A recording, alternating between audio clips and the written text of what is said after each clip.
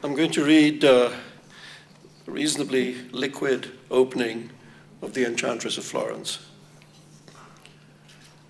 In the day's last light, the glowing lake below the palace city looked like a sea of molten gold. A traveler coming this way at sunset, this traveler coming this way now along the lakeshore road, might believe himself to be approaching the throne of a monarch so fabulously wealthy that he could allow a portion of his treasure to be poured into a giant hollow in the earth to dazzle and awe his guests.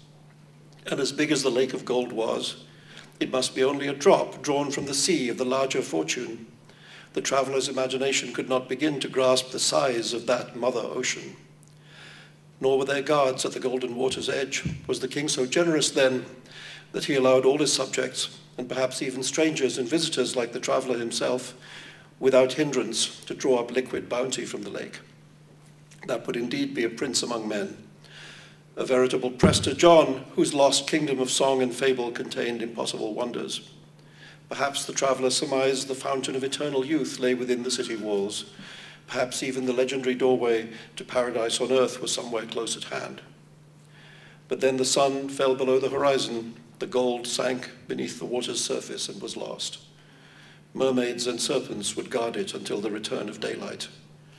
Until then, water itself would be the only treasure on offer, a gift the thirsty traveler gratefully accepted.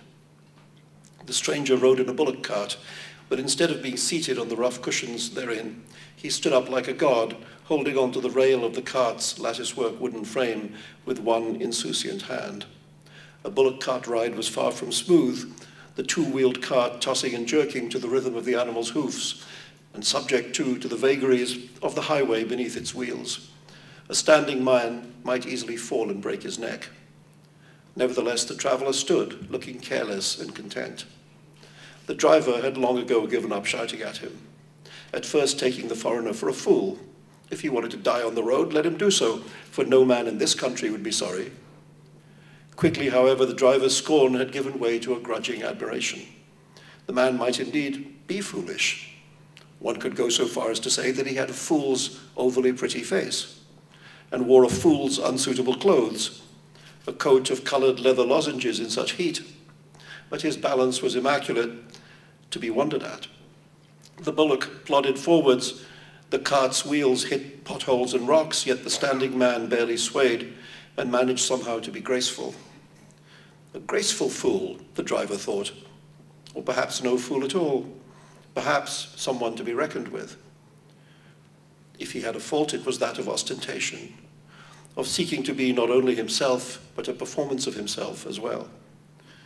And the driver thought, around here everybody is a little bit that way too, so maybe this man is not so foreign after all. When the passenger mentioned his thirst, the driver found himself going to the water's edge to fetch the fellow a drink in a cup made of a hollowed and varnished gourd, and holding it up for the stranger to take for all the world as if he were an aristocrat worthy of service. "You just stand there like a grandee and I jump and scurry at your bidding," the driver said, frowning. "I don't know why I'm treating you so well. Who gave you the right to command me? Who are you anyway? Not a nobleman, that's for sure, or you wouldn't be in this cart. And yet you have airs about you, so you're probably some kind of rogue." The other drank deeply from the gourd. The water ran down from the edges of his mouth and hung on his shaven chin like a liquid beard. At length he handed back the empty gourd, gave a sigh of satisfaction, and wiped the beard away. "Who am I?" he said, as if speaking to himself, but using the driver's own language. "I'm a man with a secret, that's what. A secret which only the emperor's ears may hear." The driver felt reassured. The fellow was a fool after all. There was no need to treat him with respect. "Keep your secret," he said. "Secrets are for children and spies." The stranger got down from the cart outside the caravanserai, where all journeys ended and began. He was surprisingly tall and carried a carpet bag.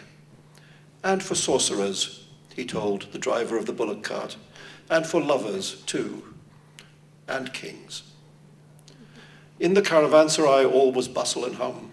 Animals were cared for, horses, camels, bullocks, asses, goats. while other untamable animals ran wild, screechy monkeys, dogs that were no man's pets. Shrieking parrots exploded like green fireworks in the sky. Blacksmiths were at work, and carpenters, and in chandleries on all four sides of the enormous square, men planned their journeys, stocking up on groceries, candles, oil, soap, and ropes. Turbaned coolies in red shirts and dhotis ran ceaselessly hither and yon with bundles of improbable size and weight upon their heads. There was in general much loading and unloading of goods. Beds for the night were to be cheaply had here, wood frame, rope beds covered with spiky horsehair mattresses, standing in military ranks upon the roofs of the single-story buildings surrounding the enormous courtyard of the caravanserai. Beds where a man might lie and look up at the heavens and imagine himself divine.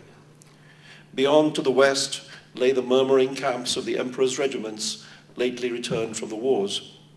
The army was not permitted to enter the zone of the palaces, but had to stay here at the foot of the royal hill. An unemployed army, recently home from battle, was to be treated with caution. The stranger thought of ancient Rome. An emperor trusted no soldiers except his Praetorian Guard. The traveler knew that the question of trust was one he would have to answer convincingly. If he did not, he would quickly die. Not far from the caravanserai, a tower studded with elephant tusks marked the way to the palace gate. All elephants belonged to the emperor, and by spiking a tower with their teeth, he was demonstrating his power. Beware, the tower said. You are entering the realm of the elephant king, a sovereign so rich in pachyderms that he can waste the gnashers of 1,000 of the beasts just to decorate me. In the tower's display of might, the traveler recognized the same quality of flamboyance that burned upon his own forehead like a flame or a mark of the devil. But the maker of the tower had transformed into strength, that quality which in the traveler was often seen as a weakness. Is power the only justification for an extrovert personality? The traveler asked himself, and could not answer, but found himself hoping that beauty might be another such excuse, for he was certainly beautiful, and knew that his looks had a power of their own. Beyond the Tower of the Teeth stood a great well, and above it a mass of incomprehensibly complex waterworks machinery that served the many cupolaed palace on the hill. Without water we are nothing, the traveler thought. Even an emperor denied water would swiftly turn to dust. Water is the real monarch, and we are all its slaves. Once at home in Florence, he had met a man who could make water disappear. The conjurer filled a jug to the brim, muttered magic words, turned the jug over, and instead of liquid, fabric spilled forth a torrent of colored silken scarves. It was a trick, of course. And before that day was done, he, the traveler, had coaxed the fellow's secret out of him and had hidden it among his own mysteries.